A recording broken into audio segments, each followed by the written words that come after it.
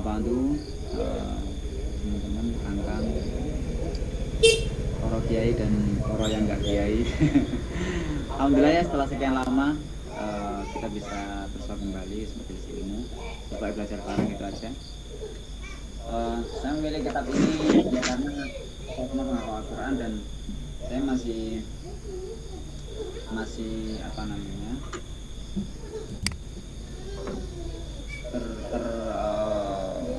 istilahnya masih satu inilah sama Pak Kores ya, satu jalur lah. Yo lah iso ngapalno, lah iso lebih dari ngapalno ya luwehan gitu. Jadi ya intinya kita kaji lah Al-Quran itu. Soal-soal kan wis urusan masing-masing dan itu sudah dikatakan selesai nggak selesai urusan masing-masing kan gitu. Nah untuk yang kajian seperti ini kita ada forum bersama supaya nanti ada saling berbagi, saling yakin dan lain-lainnya. Nah kitab yang ada di hadapan kita ini Jawahirul Quran. Saya melihat kitab ini secara global itu memang mengajak kita untuk melihat atau mengajak kita menentukan sudut pandang yang tepat terhadap Al-Quran. Gitu. Jawabannya kitab apa sih yang seperti itu? Bagaimana interaksi kita dengan Al-Quran dan lain-lain? Itu kitab ini banyak diulas. Saya belum hatam tapi melihat beberapa pasal itu. Ketika saya misalnya ada masalah apa, saya cek di pasalnya. Memang mengajak ke sana. Jadi agar kita tidak berhenti ya. Di pasal yang pertama nanti akan disebutkan di situ, apa kamu nggak iri ada orang-orang yang sudah menyelami Al-Quran kemudian mereka bisa meraih mutiaranya dan seterusnya, itu kamu nggak iri kayak gitu? Kenapa kamu mencukupkan diri dengan hanya bermain-main di pantainya kan gitu? Jawahir kan ini kan, Jawahir itu istilahnya sebenarnya kalau diartikan itu diamond ya, apa namanya, berlian kan gitu ya, berlian atau mutiara juga bisa, tapi di sini dipahami secara lebih umum, yaitu pokoknya apa namanya, permata atau perhiasan ya berupa perhiasan kan macam-macam ya, ada yang berupa batu mulia ya kayak berlian, kayak emas, ada yang berupa sesuatu yang di lautan itu mutiara ya, macam-macam kan itu batu-batuan. Nah Jawahir itu bisa bermakna yang lebih umum gitu, yaitu perhiasan-perhiasan secara umum. Nah beliau menggunakan judul ini ya, itu untuk menunjukkan betapa Al-Quran itu menyimpan banyak sekali logam mulia, logam atau batu-batuan mulia ya. Nah karena Al-Quran itu lautan dan batu dan logam mulia itu ada di bawahnya, maka kita diajak untuk menyelami lautan Al-Quran itu supaya bisa meraih beberapa perhiasan yang ada di dalamnya seperti itu. Nah yang pertama, terus yang kedua,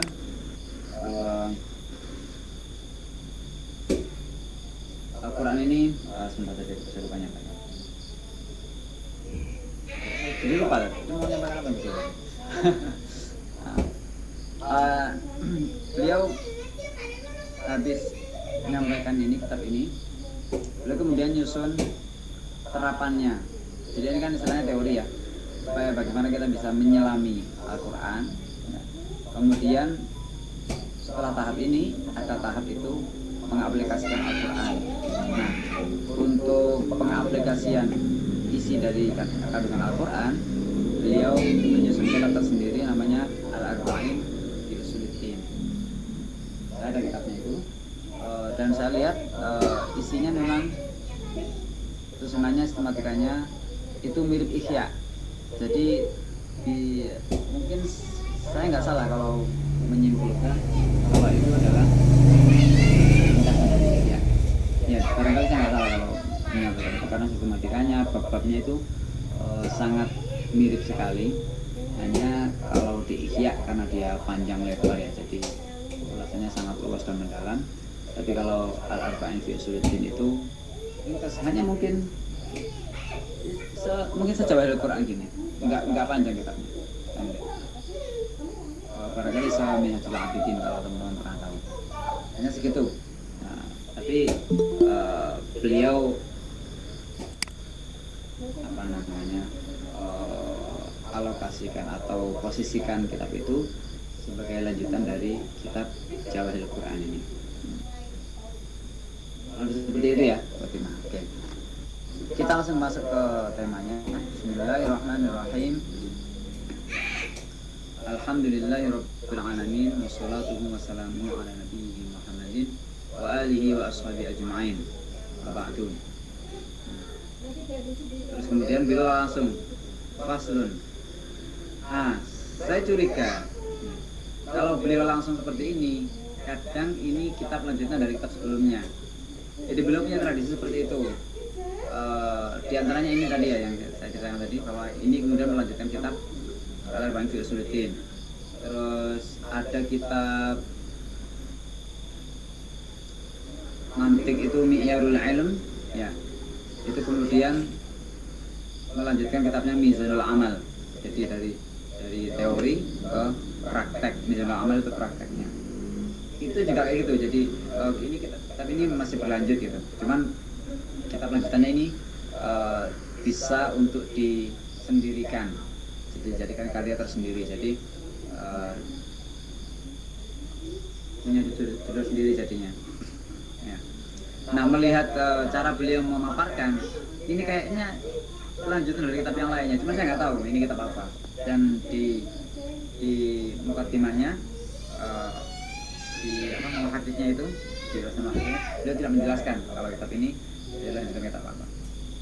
Nah, barangkali cetakan dalam Minhaj ini belum ada PDF-nya, tapi itu bisa jadi menjelaskan ini kitab lanjutan dari apa barangkali ya. Nah, nanti sudah ada cetakannya, cuman PDF-nya belum ada. Biasanya dari Minhaj cepat, ini nggak tahu agak lama. Faslun fi fihrisil kitab alladzi sammaynahu Jawahirul Quran. Ini daftar isi dari kitab Jawahirul Quran. Ini sih udah habis. Ini sih. Ya'lam hadakallah. Hadakallah. Anna rattabna hadzal kitaba ala thalathati aqsamin. Bahwa kami menyusun kitab ini atas 3 bagian. Yang pertama, qismun fis sawabiqi bil muqaddimati was sawabiqi. Satu bagian untuk muqaddimat, membuka, dan ya apa namanya? Ya muqaddimah, pembukaan gitu, pengantar. Wa qismun fil maqasidi, yang paling intinya. Kemudian yang ketiga, wa qismun fil lawahidi. Dan bagian yang ketiga adalah lawahid atau susulan ya, kalau bahasa harfiahnya susulan. Artinya ada beberapa hal yang dijadikan sebagai ya semacam penutup lah.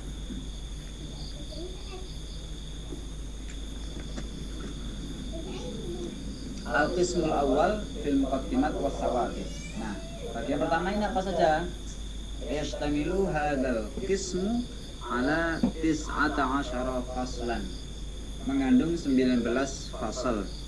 Fasal yang pertama tentang fi anal Qur'ana huwa al-bahrul muhit wa yantawi ala asnafil jawahiri wan nafaisi. Tentang bahwa Al-Quran itu adalah bahrul muhit. Kalau secara harfiah, bahr itu laut, al-muhit itu apa namanya, samudra, jadi lebih luas. Tapi dia sebenarnya bahar ini sepertinya diartikan secara harfiah, jadi bahar yang meliputi al-muhit, yang meliputi. Wayan tawi, dan dia mengandung di dalamnya itu, ya. Wayaku itu sebenarnya melipat ya, artinya dia di dalamnya ada apa saja, ala asnafil jawahiri wan nafaisi, yang mengandung ragam batu-batuan mulia, wanafa isi dan ya sesuatu yang mulia juga, logam mulia atau barang-barang yang berkaitan dengan perhiasan. Itu disebutnya jawahir atau nafais. Al-fasl tsani, bagian yang kedua. Ini fasal pertama sedikit sekali. Fasal yang kedua, fi hasri maqasidihi wa nafaisihi.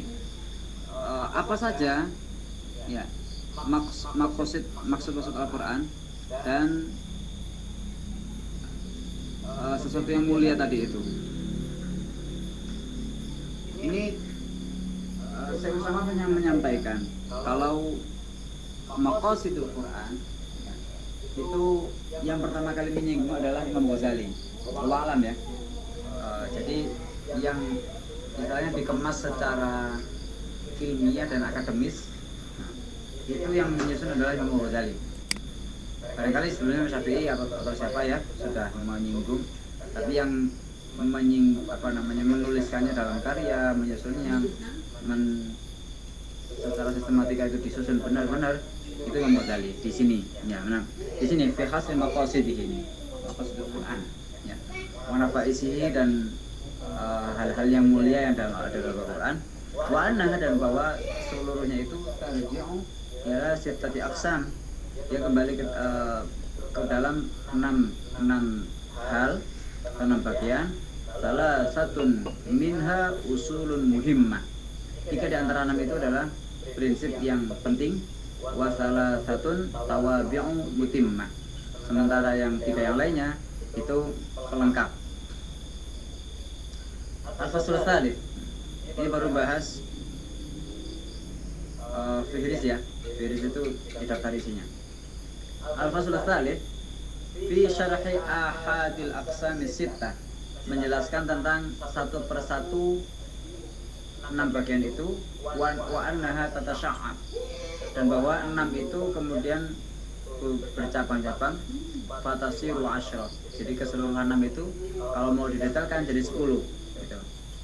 Al-fasl rabi' fi kaifiyati insyi'abil ulumi kulliha min al-aqsamil asyra, menjelaskan bagaimana bahwa seluruh ilmu itu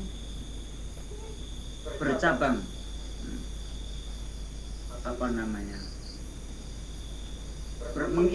menginduk seluruhnya itu dari 10 bagian yang ada dalam Al-Quran itu. Jadi semua ilmu itu menginduk kepada Al-Quran.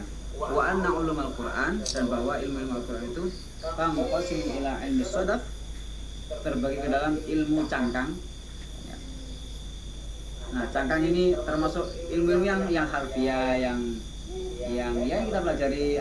Dalika itu artinya itu, dalikal kitabu itu adalah kitab, dalika menunjukkan isyarah yang tinggi, menunjukkan kalau Al-Quran itu mulia, Al-Kitabu alnya lil kamal, bahwa kitab itu sangat sempurna. Ilmu balaghah, jadi bahas harfiyatun nas ya, bahas harfiyatun nas. Kalau bahasa kitanya letterleknya ya, letterleknya teks itu ya, tekstualnya itu dibahas. Itu ilmu shadaf, baik itu berkaitan dengan cara pengucapannya, ilmu qiraat, ilmu nahwu, ilmu tajwid ya, ataupun penafsirannya. Kalau masih bersandar pada harfiyatun nas, masih bersandar pada makna letterleknya, maka itu masih termasuk ilmu cangkang. Wa ila ilmil jawahir, dan ilmu jawahir yang mulia, yang ini, yang inti-inti itu. Wa kembalinya wa bayani maratibil ulum, dan penjelasan tentang strata-strata keilmuan atau strata ilmu. Al-fasl khamis fi kaifiyati insyi'ab ilmi al-awwalina min wal akhirin. Bahwa ilmu orang-orang terdahulu, ilmu semua manusia itu juga menginduk atau berasal dari Al-Quran.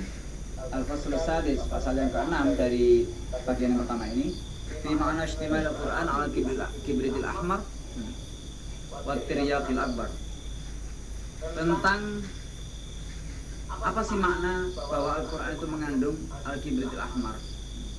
Ini termasuk logam mulia juga ya. Kibrit Ahmar itu kita tadi ngecek di kamus, ada yang bilang belerang merah, tapi kayaknya kurang pas karena kalau dijajarkan dengan yang lainnya itu dia seperti dia seperti berlian tapi yang warna merah. Itu dulu saya pernah dengar cerita dari guru itu, saya pernah ada batu delima istilahnya, itu merah. Batu kecil sebesar biji rambutan barangkali segitu atau mungkin lebih kecil. Itu ketika dimasukkan kamar mandi itu airnya langsung tampak merah. Jadi saking merahnya itu segitu. Nah, sepertinya Allah alam Kibrit Ahmar itu menunjuk ke sana. Tapi biasanya memang Kibrit Ahmar itu di samping dijadikan kinayah untuk sesuatu yang mulia sangat, juga dijadikan ungkapan untuk sesuatu yang sangat jarang. Jadi misalnya mencari imam yang mujtahid di zaman ini itu seperti mencari Kibrit Ahmar. Ada tapi wangel, tapi susah sekali. Ada tapi. Nah, ini mungkin seperti itu ya. Nah, jadi Kibrit Ahmar itu sering dijadikan sebagai gambaran sesuatu yang mulia dan sangat sulit dicari. Ada tapi. Wat tiryaqil akbar. Tiryak secara bahasaan artinya penawar. Cuman saya nggak tahu persisnya di sini apakah memang menunjuk ke sana. Tiryaqil akbar, jadi penawar yang terbesar. Wal miskil akbar, dan misik yang semerbak. Akbar itu yang aromanya tajam, ya semerbak lah. Wasairi nafaisi wat durar, dan seluruh wagam mulia atau batuan mulia, wat durar dan mutiara. Wa anna dzalika la ya'rifuhu, dan bahwa hal tersebut itu tidak diketahui kecuali illa man arafa kaifiyatal muwazanati baina alamis syahadati wa alamil malakut. Tidak diketahui kecuali orang-orang yang tahu caranya membandingkan antara alam syahadah, yaitu alam di mana kita hidup, ya, yang kelihatan mata, wa alamil malakut, dan alam sana. Jadi malakut itu dari kata malak, alam malaikat lah. Cuman tambahan wawu dan ta itu biasanya untuk menunjukkan mubalaghah kalau nggak salah. Alamil malakut, jadi alam yang ya alam malaikat, malakut, jabarut, tauhid, jadi ada Al-Quran ada itu. Al-Faslus Sabi', pasal yang ke-7, fi annahu lima abara an ma'ani alamil malakut fil Quran bi amthilatin ma'khudatin min alamis syahadah. Nah, kenapa untuk mengungkapkan hal-hal yang ada di alam malakut itu dalam Al-Quran itu, kenapa kemudian diungkapkan dengan sesuatu yang ada di alam syahadah? Misalnya jannah itu kan dari alamul malakut ya. Tapi di sana digambarkan tajri min tahtihal anhar, bawahnya mengalir sungai-sungai. Apalagi itu kan hal-hal yang kita lihat di alam syahadah. Nah, itu contoh ya. Kenapa Al-Quran untuk menggambarkan sesuatu yang ada di alam malakut sana kok menggunakan dengan sesuatu yang di alam syahadah? Ini di pasal 1 insyaallah penjelasannya. Al-Faslul Tsamin, pasal yang ke-6, fima yudraku bihi wajhul alaqati baina alamil malakut wa alamis syahadah. Tentang dengan apa kita bisa mengetahui keterkaitan antara alam malakut dengan alam syahadah. Kemudian pasal yang ke-9, fi halir rumus allati tahtal kibritul ahmar wa tiryaqil akbar. Tentang memecahkan kode-kode ya, yang ada di bawah redaksi Kibrit Ahmar, Tiryaqil Akbar. Kenapa kemudian pakai ini sih istilahnya? Kibrit mau dibahas sudah di di pasal ke-9 ini, wal miskin alfar, wal udi, wal yawaqid, wal qura wa ghairiha. Ini istilah-istilah ini mau diulas di bab yang pasal yang ke-9.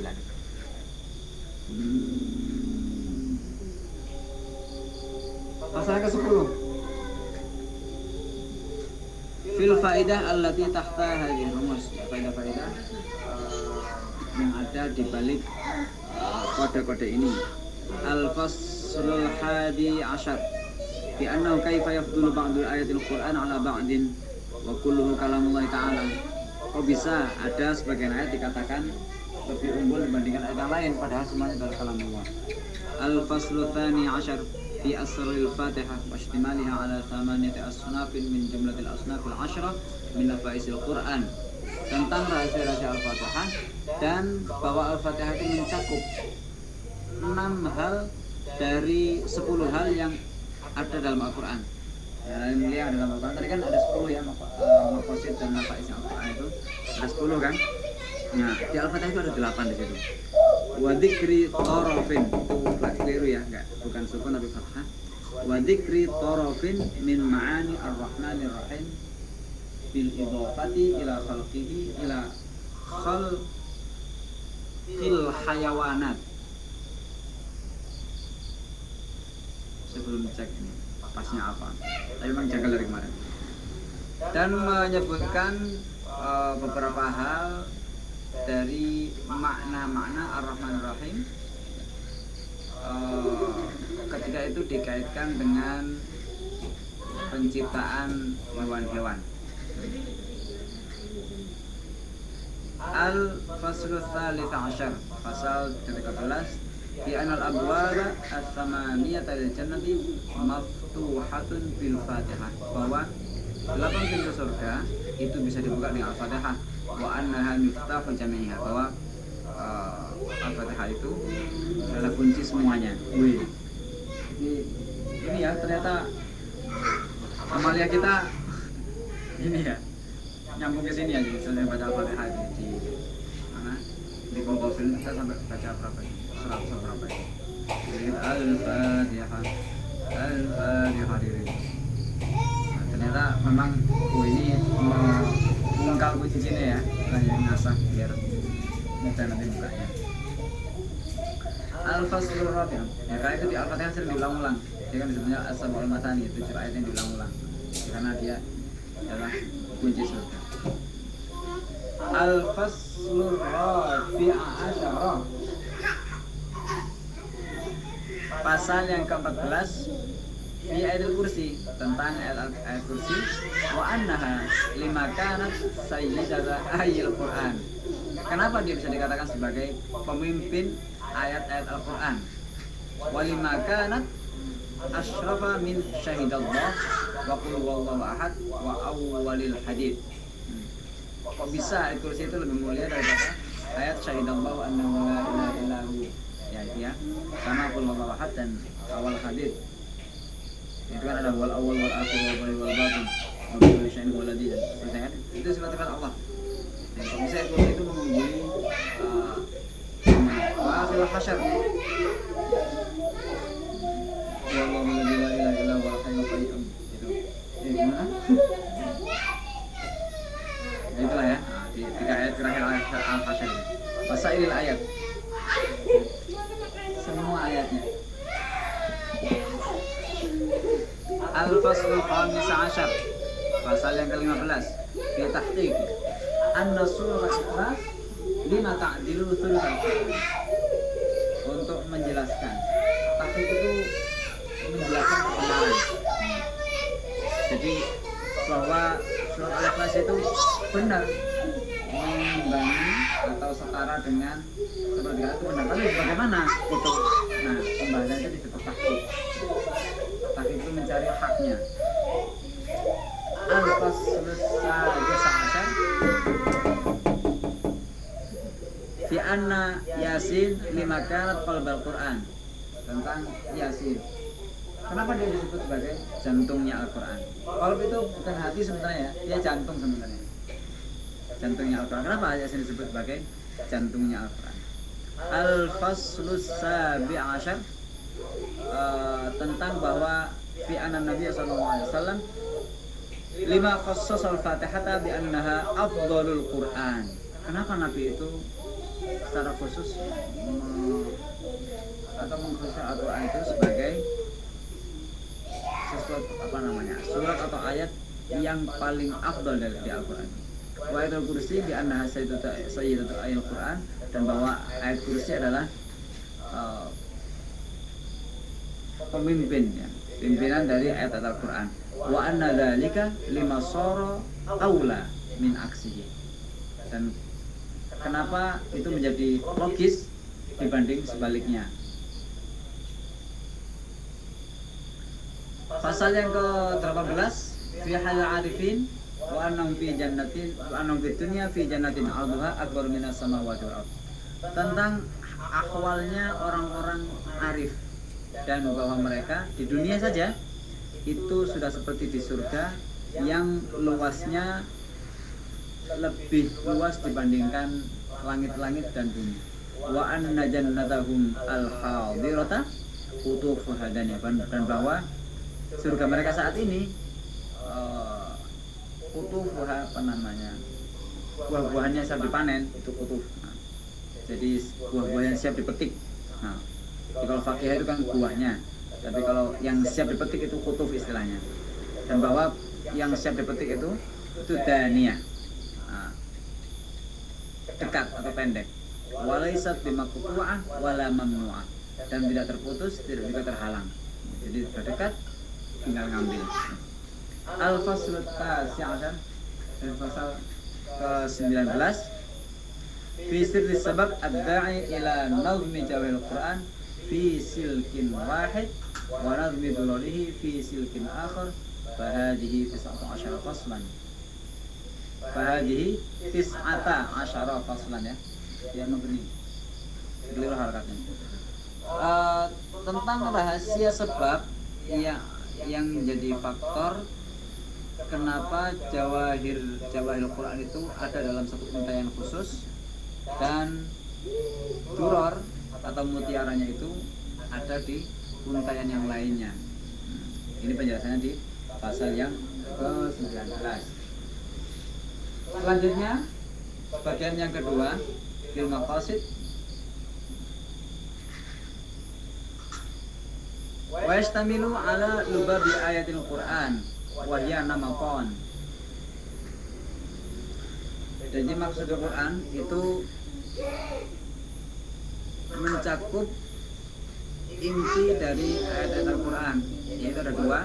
Yang pertama, an-namatul awal fil jawahir.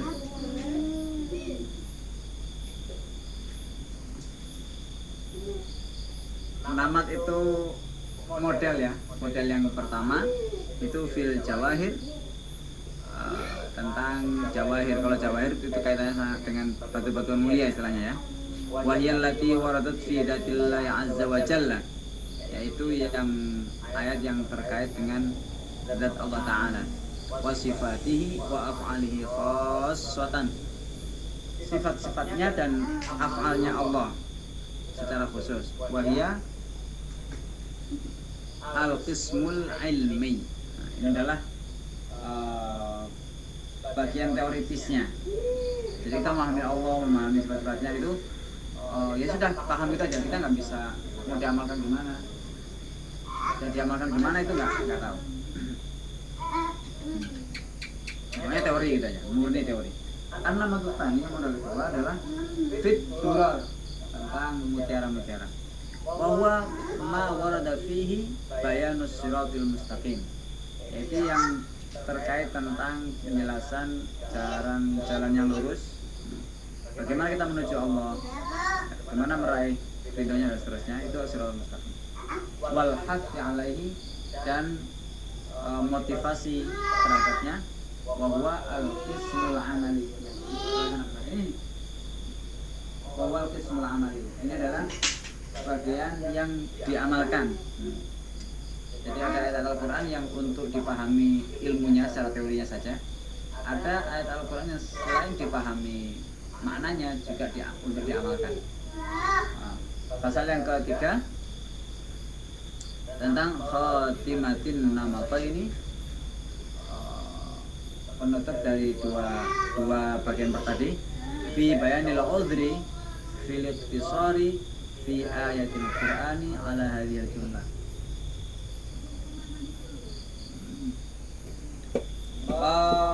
Tentang penjelasan uzur kenapa ayat Al-Quran hanya dibatasi pada hal ini, dua nama tadi itu.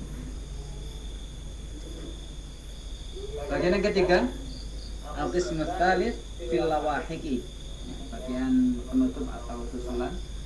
Maksudnya hasru jumalil maqasidi al-hasilati min hadhil ayat. Maksud dari bagian yang ketiga ini adalah membatasi secara global maksud-maksud yang disimpulkan dari ayat-ayat ini. Jadi kesimpulan dari ayat ini apa itu? Wa huwa mun'atifun ala jumlatil ayat. Ini terhimpun atas sejumlah ayat, bahwa kitabun mustaqilun liman arada an yaktubahu mufradan faqad sammainahu kitabal arba'in fi usuluddin. Itu clear itu usuluddin yang ada fi usuluddin.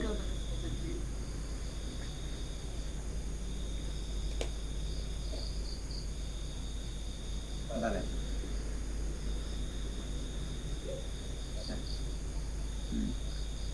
Nah, ini untuk mengenai yang lawahik ini, itu ada kitab tersendiri bagi siapa yang ingin menulisnya secara tersendiri, dan beliau namakan dengan Al-Kitab Al-Arba'in fi Usuluddin. Ya, ini clear itu usuluddinnya enggak ada.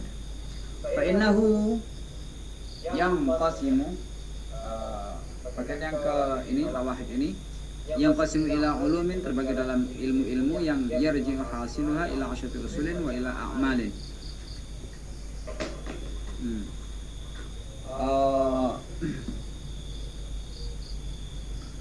Sebentar.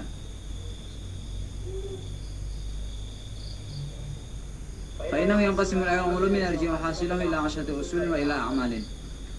Bahwa keseluruhan itu, keseluruhan kandungan atau apa namanya tadi? Jumalil maqasidil hasilah min al-ayat itu ya. Itu terbagi ke dalam ilmu yang secara globalnya kembali kepada 10 prinsip asyati usul wa ila amal. Jadi ada 10 usul, ada amal. Nah, yang amal wahia, amal itu tanqasim ila amalin zahirah, terbagi dalam amal zahir wa ila amalin batinah.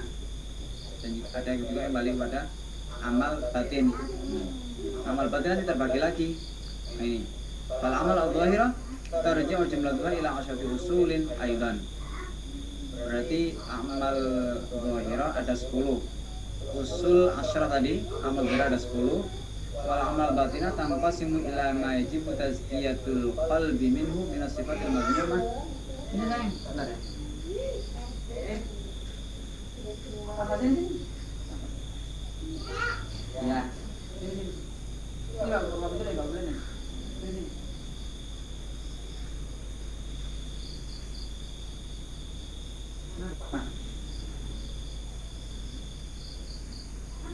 Ya sini. Anak ngomong batas tidak dewian. Sini. Nah, sini aja.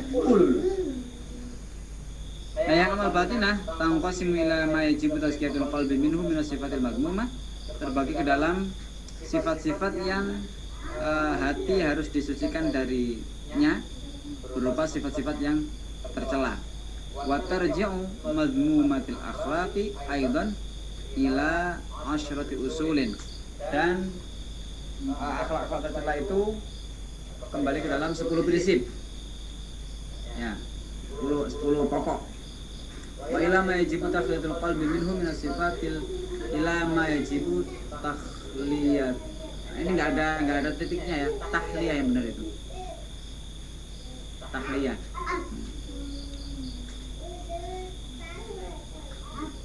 ini beberapa soalnya tak kayak gini maklum ya. Yang penting tahu aja. Wa ila ma yajibu tahliyatul qalbi minhu min as-sifati wal akhlaqi. Dan kembali ke dalam amal batinah itu ya. Amal batinah tadi di samping ada sifat-sifat yang hati harus disucikan darinya, itu yang pokok ada 10, dan ada sifat-sifat yang hati harus dihiasi dengannya. Ini wa anna mahmudatil akhlaq, dan bahwa akhlak-akhlak yang terpuji itu tarji'u ila asyrati usulin aidan, kembali ke dalam 10 pokok juga, 10 pokok juga ya. Fa yastamilu qismul lawahiqi ala arba'ati aqsamin. Kalau begitu, qism lawahiq itu terbagi dalam 4, al-ma'arif wal amal al-zahirah wal akhlaqil madmumah wal akhlaqil mahmudah. Dan akhlak amal zahir, akhlak tercela, dan akhlak yang terpuji. Ini kalau kita lihat dia sangat-sangat mirip ya, sangat-sangat mirip. Al-qismul awal fil ma'arif wa hiya asyratu usulin. Ya, tentang ma'arif artinya yang murni teori saja. Berarti ini katanya dengan pengetahuan ya. Aslun fi dzatillahi ta'ala, satu prinsip tentang zat Allah, wa aslun fi taqdisid dzat, dan satu prinsip tentang pensucian zat Allah, wa aslun fil qudrah, wa aslun fil ilmi, wa aslun fil iradah, wa aslun fil sam'il basar, wa aslun fil kalami, wa aslun fil af'ali, wa aslun fil yawmil akhir, wa aslun fil nubuwah. Ini isinya akidah semua ini. Wa khatimah fit tambi 'alal kutub allati yutlabu minha haqaiqu hadil umur. Ya. Tentang peringatan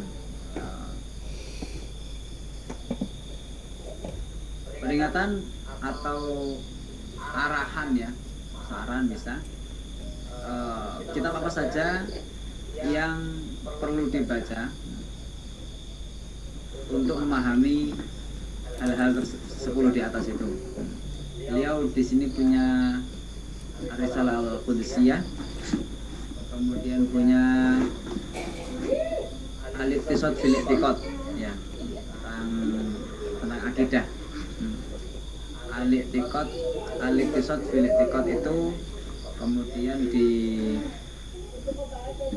diringkas ya, saya lihat diringkas di Ihya.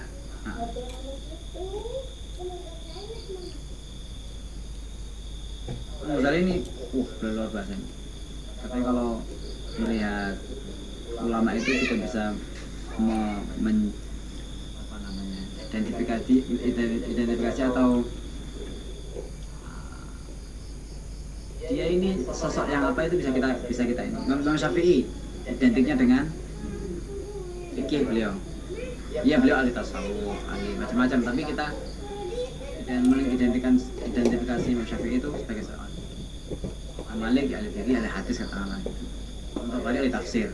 Walaupun beliau ahli fikih, ahli secara macam-macam, tapi kita mengidentifikasi beliau ahli tafsir dan lain-lain. Ghazali ini susah. Ghazali ini apa?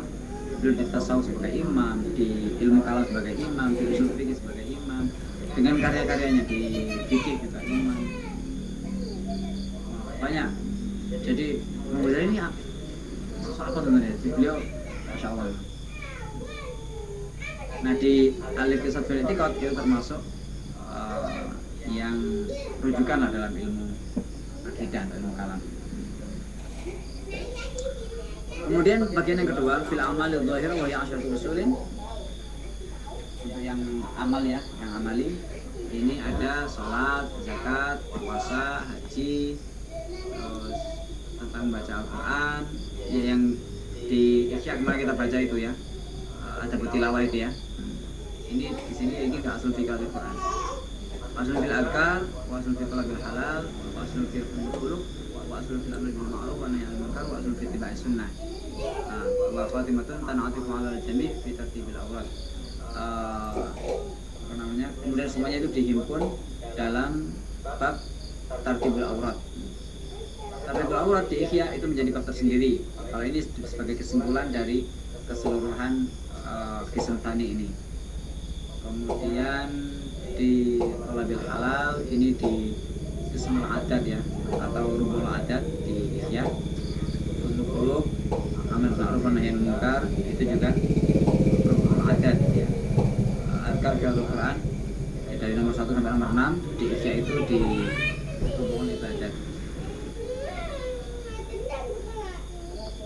Qismul tsalits, bagian yang ketiga, fi usulil akhlaq al-madmumah, tentang pokok-pokok akhlak yang tercela.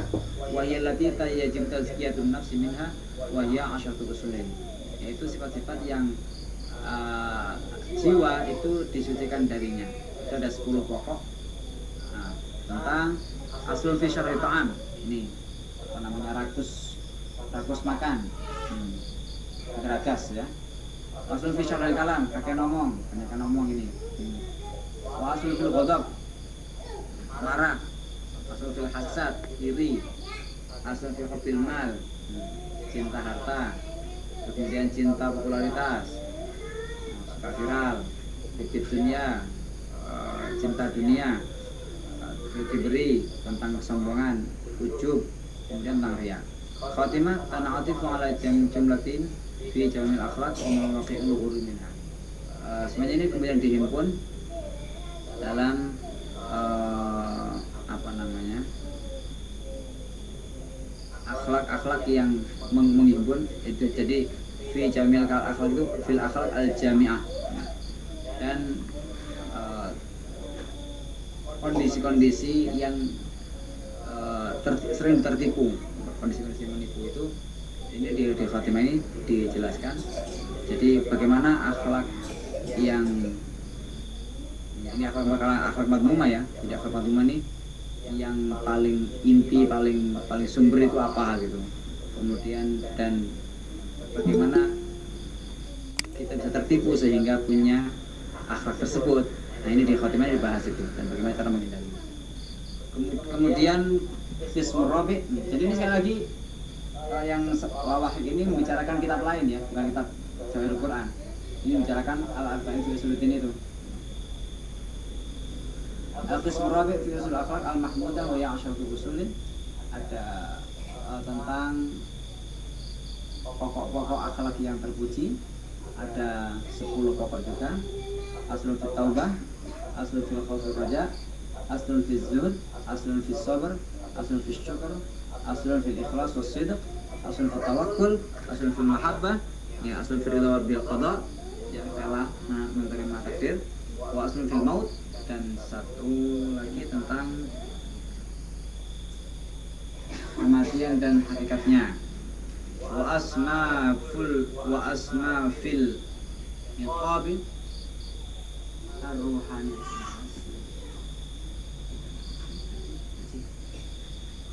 Dan ragam hukuman-hukuman rohani, wa bayani narillahi al-muqaddas, dan penjelasan tentang neraka Allah yang dinyalakan, allati tattali'u al-afidah, yang dia merangsek masuk ke dalam hati.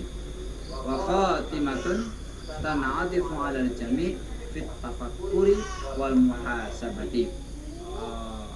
Kemudian penutupnya adalah menghimpun semuanya dalam tafakkur dan muhasabah. Tsumma abtadi'u wa aqul, mulai dan aku berkata, Bismillahirrahmanirrahim, al-fasl awal, insyaallah di pertemuan selanjutnya. Kita baru baca daftar isinya ya. Insyaallah Mang Ghazali ini di samping keluasan ilmunya juga kedalamannya luar biasa. Moga-moga dengan diskusi yang selanjutnya.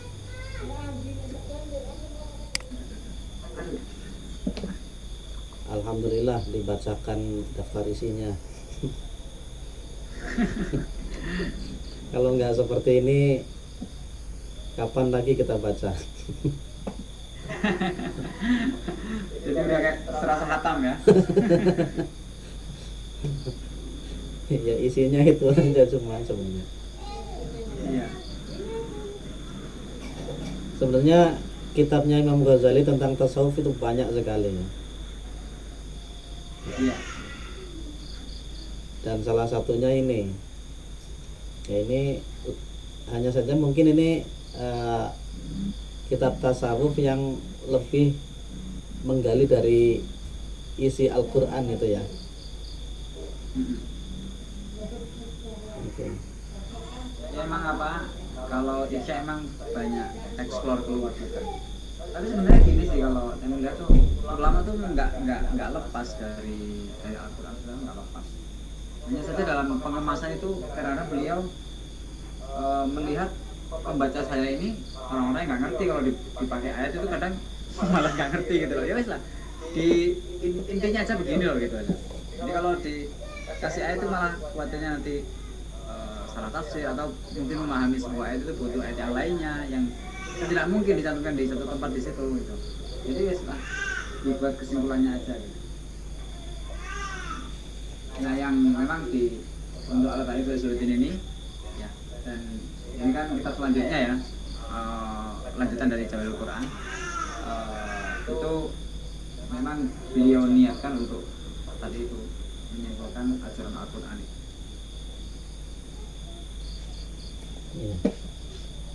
Hanya saja ketika beliau seringkali di kitab-kitabnya itu, ketika beliau itu mengupas tentang tasawuf, kemudian menukil ayat Al-Quran, ini kalau saya lihat di beberapa tempat itu beliau arah tafsirnya lebih ke isyari mungkin ya.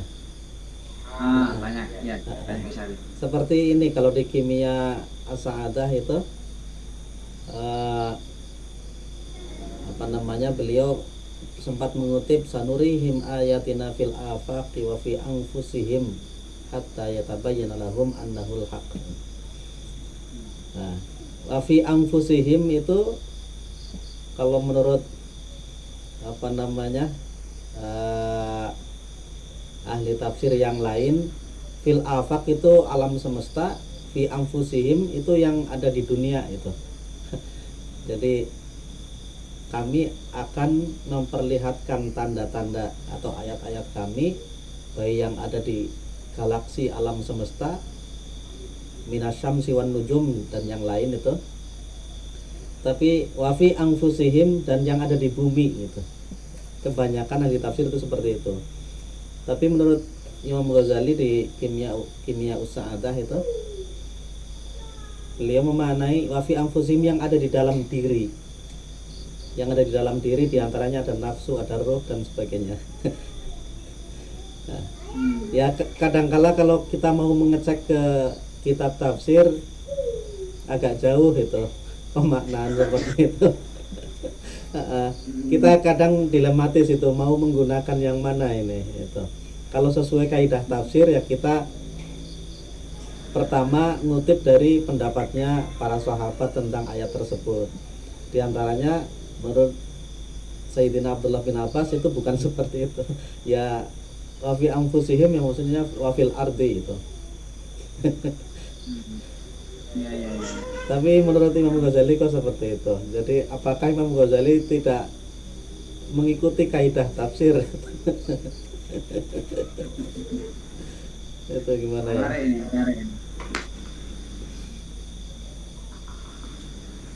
Ya, kalau kita kan diarahkan ketika mau memaknai Al-Quran, kita akan merujuknya ke kitab-kitab tafsir.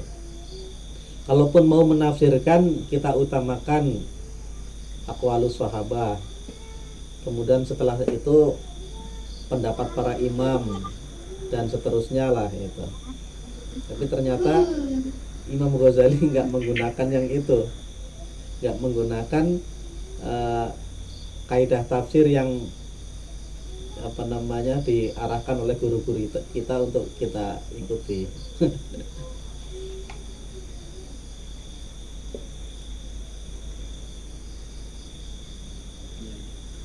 Di Gus Awis ya, dia punya buku ilmu tafsir di situ kayaknya. Kadang kalau kita melihat perbedaan penafsiran dari ahli tafsir atau yang lainnya, itu kadang perbedaannya ikhtilaf tanawwu. Jadi ya satu penafsiran tidak kemudian bertentangan dengan yang lainnya, atau bisa jadi satu itu membicarakan atau menafsirkan sesuatu dengan yang lebih khusus, satunya dengan yang lebih umum. Jadi sebenarnya yang menafsirkan dengan makna yang khusus itu sebenarnya juga tidak menafikan hal yang lebih umum, cuman mungkin tuntutan yang ada ketika beliau menafsirkan itu barangkali lebih cocok kalau direfleksikan dengan sesuatu yang lebih khusus, barangkali seperti itu. Nah, ketika ada penafsiran yang lebih umum, yaitu tidak menafikan hal-hal yang tidak tercantumkan di penafsiran yang lebih khusus itu. Ya, artinya kan sejauh mana kita boleh mengikuti metodenya Imam Ghazali gitu. Misalkan kita menemukan satu ayat kok sesuai dengan perasaan kita itu dengan apa namanya kasus yang sedang kita hadapi misalkan itu. Iya ya. Tapi kemarin kita di IKIA masih ingat ya bahwa beliau sendiri pun ketika apa namanya membahas masalah tafsir biroi, ya itu kan beliau kan masih rambu-rambu juga bahwa salah satu makna biroi yang mazmum ya itu adalah tafsir bimujarradil lughah bima bimujarradi zawahiril lughah, ya hanya dengan mengandalkan tekstualnya Al-Quran. Nah, padahal kalau dipahami secara tekstual saja itu akan banyak yang janggal. Nah, itu cara untuk menghilangkan kejanggalan itu adalah dengan bersandar pada riwayah. Beliau sendiri sudah mencantumkan itu. Beliau sendiri sudah mencantumkan itu. Allah alam, apakah penafsiran yang disampaikan oleh Kang Adit tadi, Mas Imam Ghazali di Gini Sa'adah itu apakah beliau istilahnya tidak mentaati rambu-rambu yang juga beliau setujui itu, atau sebenarnya itu riwayat yang tidak kita temukan di Ibnu Abbas, di sahabat lain selain Ibnu Abbas, barangkali itu Ibnu Mas'ud, sekali barangkali. Artinya beliau tetap konsisten dengan pendirian beliau. Ya termasuk masalahnya kan yang misalkan yang sedang ramai itu itu ada orang yang mengatakan bahwa apa namanya orang yang masih di dunia ini bisa menembus dimensi akhirat itu dengan mengambil dalilnya itu yang di itu surah Ar-Rahman, ya ma'syaral jinni wal insi in istata'tum an tanfudhu min aqtaris samawati wal ardi fanfudhu la tanfuduna illa bisultan. Nah, kalau orang-orang apa namanya akademisi modern, la tanfuduna illa bisultan itu maksudnya satelit itu atau apa itu ya. Nah, menembus langit itu dengan Apollo atau apa gitulah. Nah, tapi ada yang orang Jawa Timur itu yang menurut saya kurang pas itu. Dia mengatakan yaitu kita walaupun masih di dunia itu jiwa kita, ruh kita bisa menembus akhirat, menembus dimensi akhirat walaupun kita dalam keadaan masih hidup belum mati itu. Nah, dengan apa? Ya dengan kita ma'rifatullah. Nah, terus kemudian saya cek di tafsir Al-Misbah. Begitu saya cek di tafsir Al-Misbah, ya ternyata ya seperti tafsir Tabari, tafsir Qurtubi sama. Jadi itu sebenarnya itu kan firman Allah nanti di yaumil qiyamah gitu. Jadi nanti di yaumil qiyamah bangsa jin dan manusia itu dikumpulkan. Setelah dikumpulkan Allah berfirman, sekarang adalah waktunya penghakimanku. Siapa yang bisa lari silahkan lari, bahkan mau menembus langit silahkan, tapi kalian sekali-kali nggak bisa. Nah, kecuali dengan sultan. Sultan adalah kekuatanku. Kalau nggak aku izinkan nggak akan bisa. Nah, itu firman Allah di yaumil qiyamah. Sementara ada akademisi yang memaknai Apollo satelit. Nah, ini kan kadang dilematis juga ketika kita ditanya bisa nggak sultan itu dimaknai Apollo atau satelit atau dimaknai ma'rifatullah. Nah, ketika kita merujuk ternyata Pak Gures juga tidak sependapat kalau itu dimaknai sebagai Apollo gitu. Lebih beliau itu setuju dimaknai bahwa itu adalah firman Allah nanti di yaumil qiyamah. Gitu seperti itu. Ya. Monggo Cak Muhajir. Apa? Iskandar ini. Cak Jangan Iskandar. Jawa Timur ini siapa ini? Heeh. Yai Iskandar Gemoy.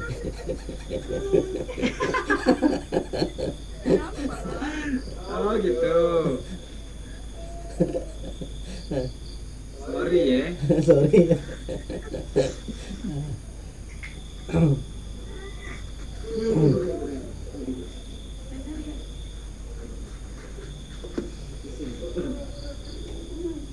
Mangga ikut diskusi aja, kita ngobrol. Ya. Udah. Cak Brur, Jogja. Enggak. Nah. Kang Ali, Dokter Ali. Lagi Dokter Ali nih. Dokter Ali. Ini PJ bagian kajian di pengurus alumni. Oh, Kalau namung derek mawon niki. nah sekalian ini sebenarnya ada pikiran saya itu kajian seperti ini nih jadi programnya alumni bagi aja gitu. Jadi nanti di handle pengurus alumni, kita cuma ngikut aja. Kalau bisa itu seperti itu. Jadi silahkan, nanti saya hanya sebagai pengikut, bukan host gitu. Nggak harus jadi host. Sebenarnya saya dan teman-teman bagian yang diamanai bagian keilmuan dan kajian ini hanya memfasilitasi saja sebenarnya. Tapi alhamdulillah ketika ada ada kayak kajian-kajian yang organik seperti ini, malah saya sangat mendukung ya dari teman-teman, karena beberapa program yang kita canangkan juga sebenarnya kajian-kajian yang sudah ada gitu loh, kita perkuat lagi, maksudnya kita lebih promosikan lagi, lebih ramai seperti itu. Ini awalnya seperti itu. Kalau masih mau bikin bentuk baru, tentu itu yang ada saja dulu gitu. Ya, Awalnya maksudnya ini Kang, ini di handle, dikoordinir oleh pengurus alumni saja.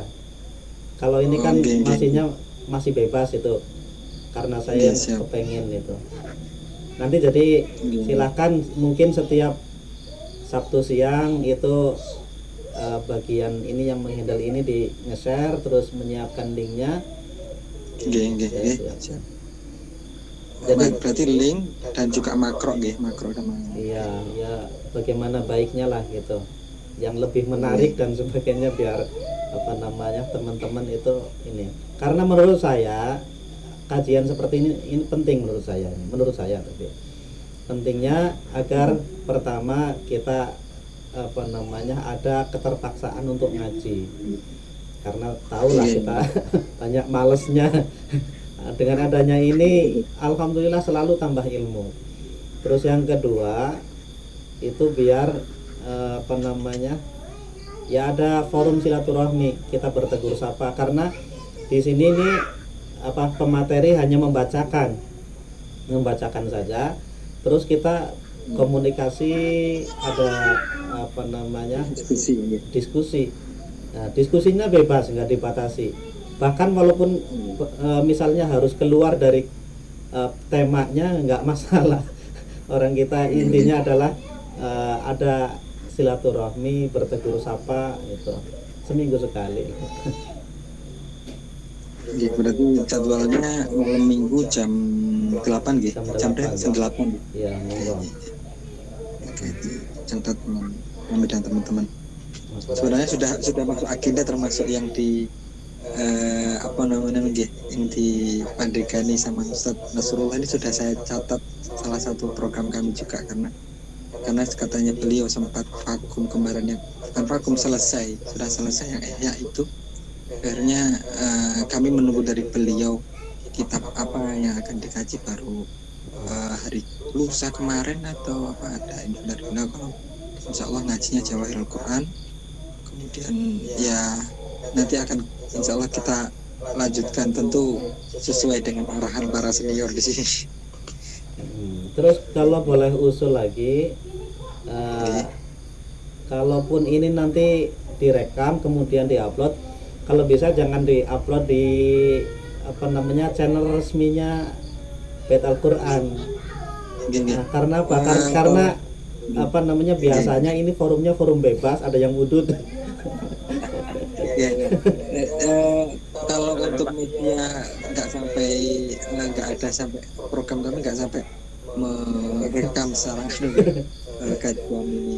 Ini biasanya saya rekam sih Kang, biasanya saya rekam. Oh, betul. Untuk Biasa direkam. iya, minimal untuk dokumentasi, atau kita sekali-kali nanti kepengin buka lagi tinggal ini muter gitu. Oh, betul. Iya. Nah, ini karena baru pindah ke Ciamis, tadi mungkin belum dipasang wifi. Oh, Udah baru masang. iya. Iya. Berarti memang pakai Google Meet ya? Monggo terserah. Kalaupun mau saya siapkan nggak masalah. Tapi maksudnya pengelolanya itu dari apa namanya, pengurus ya. Siap mangke kalau tak koordinasi anu kali jenengan kersanakan. Oh, siap. Moga-moga. Alhamdulillah.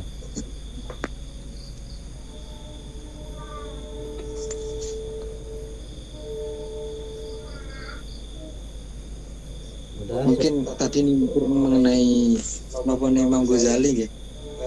Seingat saya memang beliau tidak ada karya khusus yang berjudulkan tafsir beliau. Cuman penelusuran saya ada akademisi yang membuat karya ilmiah yang tugas akhir. Beliau mengumpulkan serakan penafsiran Imam Ghazali di berbagai karya beliau. Jadi gampangannya seperti istilahnya apa ya, judul khususnya itu asalnya judulnya itu semacam Juhud Imam Al-Ghazali fi Tafsir. Tapi sudah dicetak sih sebenarnya, ada PDF-nya. Namun mungkin karena ini karya ilmiah yang tentu ada pembatasan masalah dan sebagainya, kayaknya nggak semua karyanya tercover. Kayak tadi jenengan sebut tadi yang kimia ada. Barusan saya cek, ternyata ayat yang sanurihim ayatina fil afaq itu tidak tercantum. Karena kan nggak semua ayat dimuat di buku itu. Jadi ya mungkin orang-orang yang sekarang para yang di perkuliahan itu mengumpulkan karya-karya seperti Imam Nawawi nggak mempunyai tafsir, tapi coba dicari intinya beliau menjelaskan ayat dalam karya-karyanya. Saya juga menemukan siapa ya namanya, ada yang dari rata-rata dari Timur Tengah sih, min khilal Juhudul Imam Nawawi ad-Dimashqi, min khilal kitabihi Syarh Nawawi al-Muslim. Jadi dari Syarh Nawawi al-Muslim itu beliau coba diperas lagi, disarikan, cari yang kira-kira penjelasan ayat-ayat kemudian dirangkum seperti itu, yaitu tuh cuman apa ya, untuk nuwun.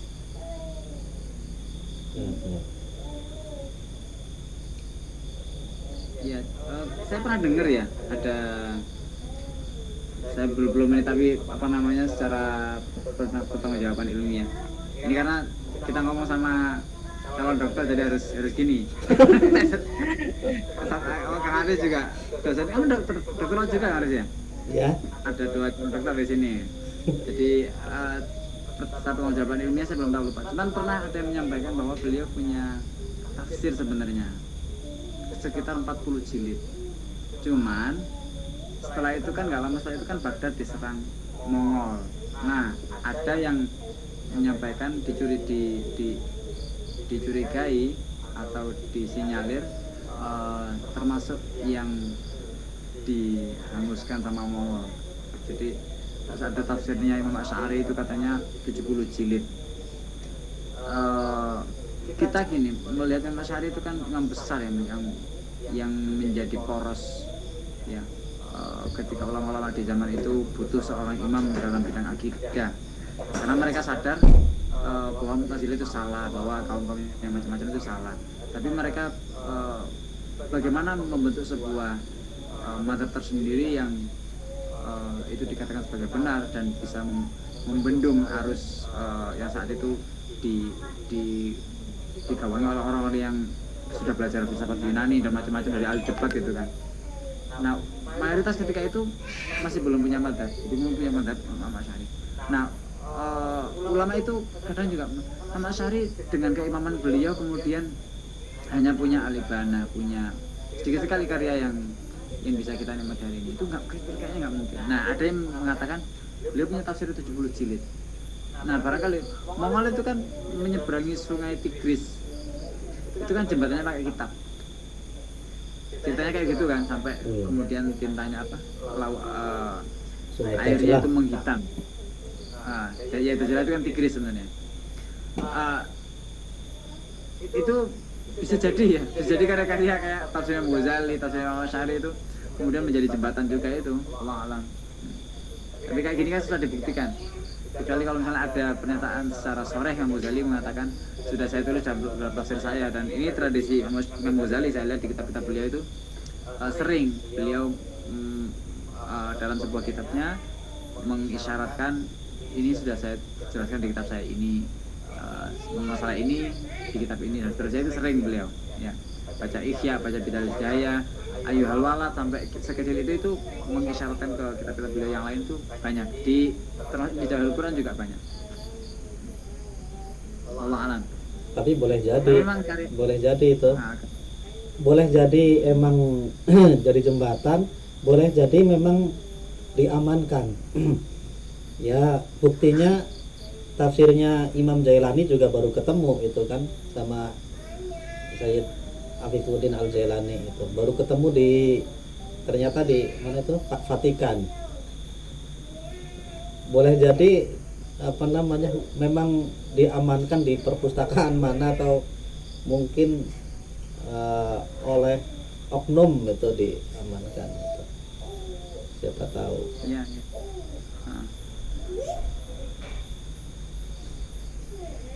Tentu bidangnya muhakik seperti Ustaz Nasrullah nih, jadi kalau muhakik. Waduh, nah biayanya banyak ini. Dengan alumni ada dananya.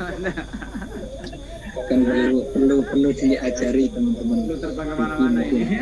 Kalau jenengan mungkin nanti bisa bersedia untuk pelatihan tahqiq ke teman-teman alumni, insya Allah malah setahun sekali atau kapan nanti bisa. Indonesia punya muhakik keren itu siapa? Harjo ya. Harjo itu loh. Ya. Yang mereka sempat diundang ke Kabret. Oh, yang ahli aja loh, yang udah jelas, yang udah pasti. Kita jangan penikmat aja.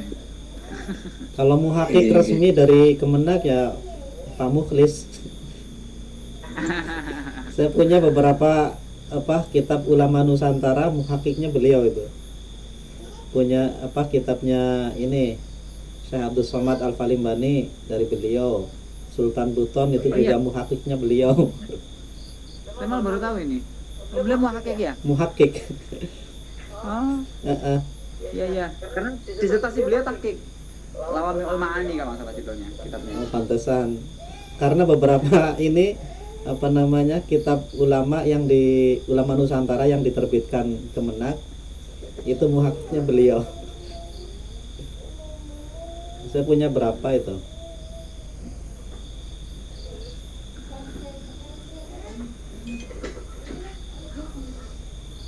Ya, mungkin cukup dulu. Wah, iya 9:30 ini. Ya. Oke. matur nuwun. Nah, terima kasih teman-temannya.